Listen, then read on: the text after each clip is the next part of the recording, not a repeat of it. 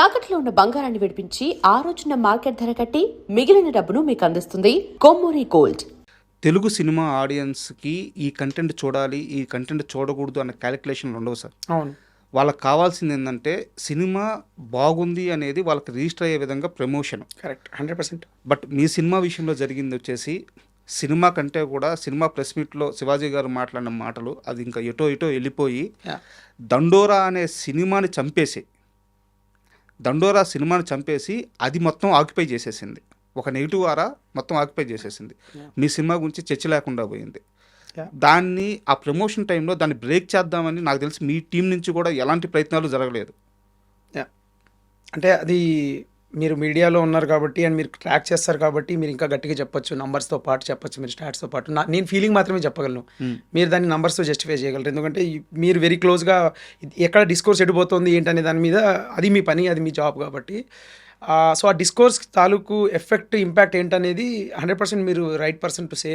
But నా feeling ఏం చేయాలంటే ఆ టైంలో సినిమాని జనాల దగ్గర తీసుకెళ్ళడం అనేది ఫస్ట్ మోస్ట్ ప్రయారిటీ. అండ్ అందులో we did not do great job. నేను ఇది మా టీంకి ప్రొడక్షన్ కూడా చెప్పా, మనం చెయ్యాల్సినంత ప్రయత్నం చేయలేదు అనేది నాకు ఖచ్చితంగా తెలుస్తుంది. నాకు ఎందుకో అది అనిపిస్తుంది అనే విషయం అయితే నేను గట్టిగా చెప్పా కూడా. అండ్ రెండోది నాకున్న ఒక చిన్న బాధ కూడా అదే, ఏంటంటే ఆడియన్స్ అనేవాళ్ళు 100 చాయిస్లు ఉంటాయి, 100 ఆప్షన్లు ఉంటాయి. నా సినిమా నేను మురళి తీస్తున్నాడంటే సినిమాని వచ్చి పరిగెత్తుకొని చూడాల్సిన అవసరం లేదు, నాది బాధ్యత.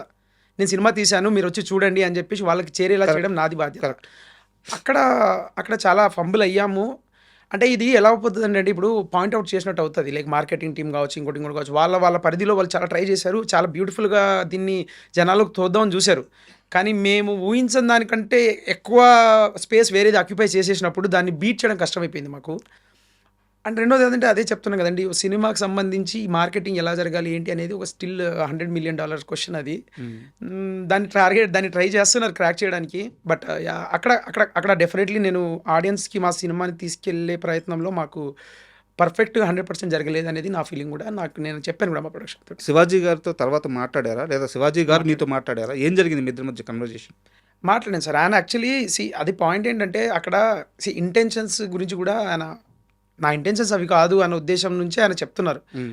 అండ్ ఆయన పాపం అక్కడ జరుగుతున్న ఇష్యూ, ఆయన మీద జరుగుతున్న నెగిటివిటీ మీద కంటే కూడా నా గురించి ఆలోచించి, మురళి గ్రూప్ సినిమా మంచి సినిమా తీసాం, మనము చాలా గొప్ప సినిమా తీసావు నువ్వు, లైక్ అంటే ఆయన సినిమా చూసినప్పటి నుంచి, కథ విన్నప్పటి నుంచి కూడా చాలా ఎక్సైటెడ్ ఉన్నాడు. అంటే అదే చెప్తున్నాం కదండి, ఒక విషయాన్ని బాగా నమ్మి ఇప్పుడు దీన్ని నేను జనాల్లోకి తీసుకెళ్లే బాధ్యత నాదే అన్న ప్రయత్నంలో ఆయన కొంచెం ఎక్సైట్ అయ్యి అది ఆ పర్టికులర్ బాధ్యత వేసుకున్నాడు. అండ్ అది అక్కడ జరిగింది సాడ్ థింగ్, అది జరగకుండా ఉండాల్సింది. అది డెఫినెట్లీ ఆయన కూడా అపాలజీ వీడియో అది పెట్టారు. సోషల్ మీడియాలో అదే చెప్తున్నాం కదా సార్, లైక్ అంటే ప్రతిదీ ఐసోలేటెడ్ నుంచి చూసినప్పుడు, ఒక అంటే ఏమంటారు దాన్ని, ఆ పాయింట్ ఆఫ్ కాంటాక్ట్ నుంచి చూసినప్పుడు కొన్ని తప్పులు అనిపిస్తాయి. అండ్ రెండోది ఒక పరిధి దాటేసింది, అది మా చేతిలో లేదు, ఇప్పుడు ఆయన చేతిలో కూడా లేకుండా పోయింది అది.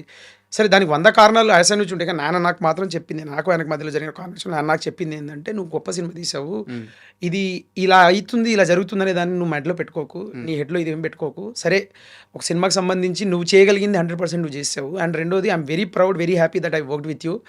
ఓకే, కొన్ని విషయాలు కొన్ని దాటేస్తున్నాయి, కొన్ని చూస్తున్నాను, ఏం చేయాలో నాకు కూడా అర్థం కావట్లేదు. అంటే I'm also trying to kind of understand this phenomenon. But you did a great job man, keep writing. మా బెస్ట్ థింగ్, నువ్వు హెడ్ మాత్రం కరెక్ట్గా పెట్టుకో, నువ్వు డిప్రెస్ అవ్వకు, you did a good job అని చెప్పి పాపం ఆయన నా గురించి నాకు ఫోన్ చేసి, నాకు గురువు నువ్వు కంపోజ్డ్గా ఉండు, నీ గురించి నీ రూపాయి ఇది లేదు నీ దీనిలో, నువ్వు చేయాల్సింది చేసావు, జరుగుతున్న విషయాన్ని మాత్రం నేను చూస్తున్నాను అన్నట్టుగా చెప్పారు. సో ఆయన ఆ కాన్వర్సేషన్ ఉండింది. లాస్ట్ సంక్రాంతికి ముందు మాట్లాడాము మేము. ఆ కాన్వర్సేషన్ ఉండింది. పాపం కొంచెం నా గురించి కొంచెం ఎక్కువగా వరి అయ్యి చెప్పారు అనమాట. అండ్ సినిమాకి సంబంధించిన సక్సెస్ని డబ్బులతోనే కొలుస్తారు ఈ రోజుల్లో. అఫ్కోర్స్. సో మనం కమర్షియల్ క్యాలిక్యులేషన్స్ గురించి ఒక 2 క్వశ్చన్స్ ఉన్నాయి, అది అయిపోయిన తర్వాత దండోరా కంటెంట్ గురించి మాట్లాడుకుందాం. షూర్. అండ్ ప్రొడ్యూసర్ థియేటర్ పరంగా అది ఎంత మేక్ అయింది అనేది మనకు ఓపెన్గా తెలుసు. సో నాకు తెలిసి అతను సాటిస్ఫై అయి ఉండకపోవచ్చు. ఓటీటీ సేల్ ఎలా జరిగింది? అవుట్‌రేటెడ్‌గా అమ్మేసారా? లేకుంటే వ్యూస్ పర్ కమిషన్ పైన అమ్మారా? ఎలా జరుగుతుంది? అంటే ఇప్పుడు ఓటీటీలో మంచి వ్యూవర్‌షిప్ వస్తుంది. సో, అవుట్‌రేట్‌గా ఇప్పుడైనా లాభపడే అవకాశం ఉందా ప్రొడ్యూసర్? అంటే నాకు తెలిసిన ఇన్ఫర్మేషన్ వరకి ప్రొడ్యూసర్ గారికి ఎంత లాస్ అయింది ఏందనే దాని మీద నేను కమెంట్ చేయడం కరెక్ట్ కాదు. ఎందుకంటే బట్ పర్సెప్షన్ చెప్పగలను. నా ఫీలింగ్ చెప్పగలను. ఈ సినిమాకి ఇంత అయ్యి ఉండొచ్చు, ఇంత దానిలో ఇంత బిజినెస్ చేసి ఉండొచ్చు అనేది అంతా డెఫినెట్‌గా మా టీమ్ ప్రొడక్షన్ వాళ్ళు చూసుకునే వ్యవహారం అది.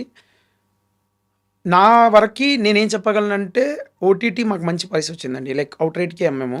ఓకే. సూపర్. సో, చాలా సేఫ్ ప్రైస్ వచ్చింది మాకు. అంటే అది చెప్పచ్చో లేదో తెలీదు. లైక్ ప్రొడ్యూసర్‌కి డబ్బులు ఎక్కువ పోయినాయా లేదా అనేది ఆయన చెప్తే రైట్ పర్సన్. బట్ నా ఫీలింగ్ అయితే we got a very good deal with OTT. And then ఇప్పుడు వస్తున్న రిసెప్షన్ కానీ లేకపోతే ప్రతి వేరే విషయాలు లైక్ వేరే థింగ్స్ కానీ that are also good. So yeah, financially how well it did అనే దాని మీద he's the right person to say. But I think we got a good OTT deal. And also మేము షూటింగ్ కూడా చాలా limited డేస్లో yeah! అంటే నేను ఒక పాజిటివ్ కన్సర్న్‌తోనే అడిగాను. ఎందుకంటే ఒక గొప్ప సినిమా 100%, చేసినప్పుడు 100%, ఖచ్చితంగా కమర్షియల్‌గా కూడా లాభపడి ఉండాలి. జరిగితే మేలన్నీ తెలుసుకోవడానికి అడిగాను. 100%. అంటే ఇక్కడ నాకు ఒక చిన్న డౌటు. ఇప్పుడు ఓటీటీ సేల్ అయ్యేటప్పుడు చాలామంది మేకర్స్ చాలా ప్రశ్నలు రైజ్ చేస్తూ ఉంటారు. మేము ఓటీటీకి వెళ్ళినప్పుడు ప్యాడింగ్ కరెక్ట్గా లేదు, స్టార్స్ కరెక్ట్గా లేదు, లేకుంటే కమర్షియల్ పాయింట్స్ లేవు, ఇలా చెప్పి మా రేట్స్ తగ్గించేస్తారు, లేకుంటే కొనరు, ఇలా చెప్తా ఉంటారనమాట. Yeah. సో మీకు ఫస్ట్ సినిమాకి ఓటీటీ తగ్గించి ఎలాంటి ఎక్స్పీరియన్స్ ఫేస్ చేశారు?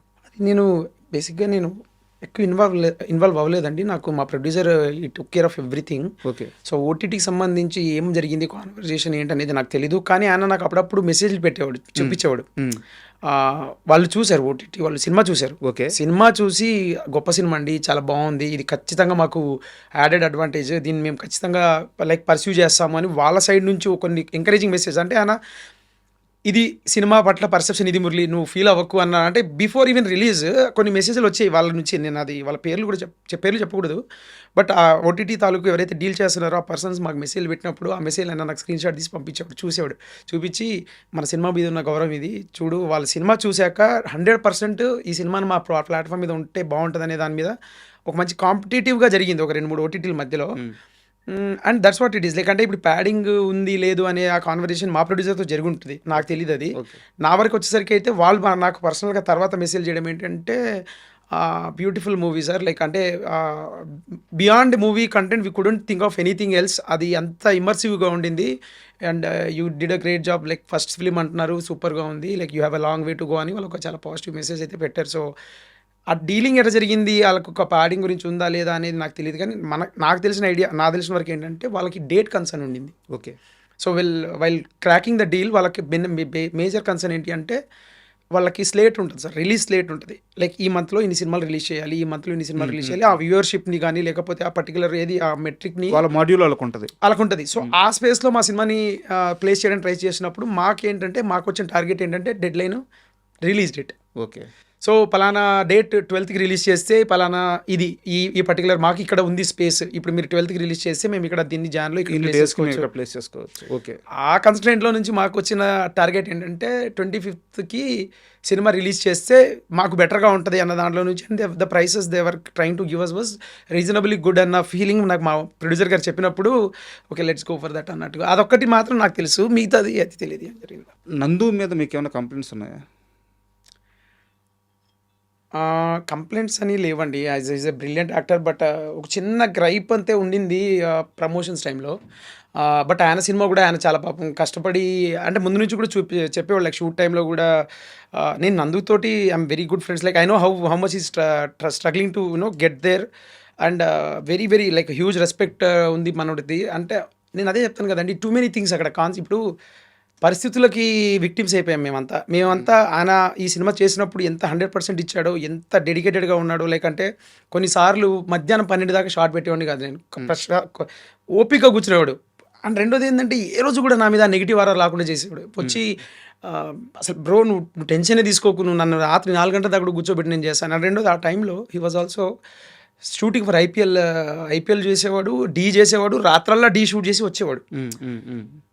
అసలు షూటింగ్ వైజ్ దేని వైజ్ ఒక చిన్న విషయం కూడా చుట్టూ ఏదో జరుగుతుంది నాకు తెలుసు. ఆ టైంలో లైక్ చిన్న సినిమాలకు జరిగే గొడవలు జరుగుతున్నాయి. ఏది కూడా నా దాకా తీసుకురాకుండా అది అంతా సూపర్గా ఉండింది. బట్ అన్ఫార్చునేట్లీ ఏమైపోయిందంటే తను ఏదైతే బలంగా నమ్మి ఈ సినిమా నాకు ఒక స్పేస్ ఇస్తుందని నమ్మిన సైక్ సిద్ధార్థ్ అది అటు తిరిగి ఇటు తిరిగి కరెక్ట్గా మా టైంకే వచ్చింది. అది అంటే ఆ పర్టికులర్ స్పేస్లోనే వచ్చింది. సో ఈ వాజ్ కాట్ బిట్వీన్ 2 థింగ్స్. ఇంకా 1 వీక్ గ్యాప్ అంతే, 5 days 6 days గ్యాప్. మీది 25th అది ఫస్ట్. అంటే ముందు అది 12th 5th ఉండిందండి. అది అఖండ వస్తుందని పోస్ట్పోన్ చేసినట్టున్నారు. సో అది మనోడు దాన్ని మొమెంటం బిల్డ్ చేయడానికి దాదాపు ఒక 1 month నుంచి తిరుగుతున్నాడు, కాళ్ళకి చక్రాలు వేసుకుని తిరుగుతున్నాడు చుట్టూ. భయంకర ప్రమోషన్స్ చేశారు. అదే అంటే తను బేసిక్గా హీ ఫెల్ట్ దట్ ఈ సినిమా సైక్ సిద్ధార్థ్ అనే సినిమా తనకు బాగా ఎక్కువ మైలేజ్ ఇస్తుంది అన్నట్టు అనుకున్నారు. And he believed in it. Every guy believes in it. నేను ఇప్పుడు నా దండోరం బిలీవ్ చేసి ఆయన బిలీవ్ చేశాడు. బట్ పాయింట్ ఏంటంటే నాకు as a maker I had నాకేమైనా ప్రాబ్లం ఉంది అంటే to not running away from your question, to be frank, because Nandu is my dear friend, చెప్పొచ్చు ఇది. ఐ ఫెల్ట్ నో ప్రమోషన్స్ అప్పుడు నీ సినిమా ఒక వారం తర్వాత ఉంది, నా సినిమానేమో 25కి ఉంది, రెండోది కాంపిటీషన్లో ఉన్నా, లైక్ పోస్ట్ చేస్తున్నాడు అవి ఇవి చిన్నది తప్పితే దెర్ ఈజ్ నో మచ్. అంటే he was also caught between too many things. కాబట్టి నా స్వార్థం ప్రకారం, నా స్వార్థంతో చెప్తున్నా, వచ్చి ఉంటే బాగుండేది, నాకు ఇంకా కొంచెం హెల్ప్ అయ్యేది అనేది నాకు ఉండింది. నేను చెప్పా కూడా, మెసేజ్ కూడా చేశాను Nandu, I know that you are been caught between too many things because but this is what I was expecting అని చెప్పేసి. And he was also like very generous enough. And so a good thing ఉండింది. కానీ you could have come for promotions అనేది అయితే నాకు బాగా ఉంది.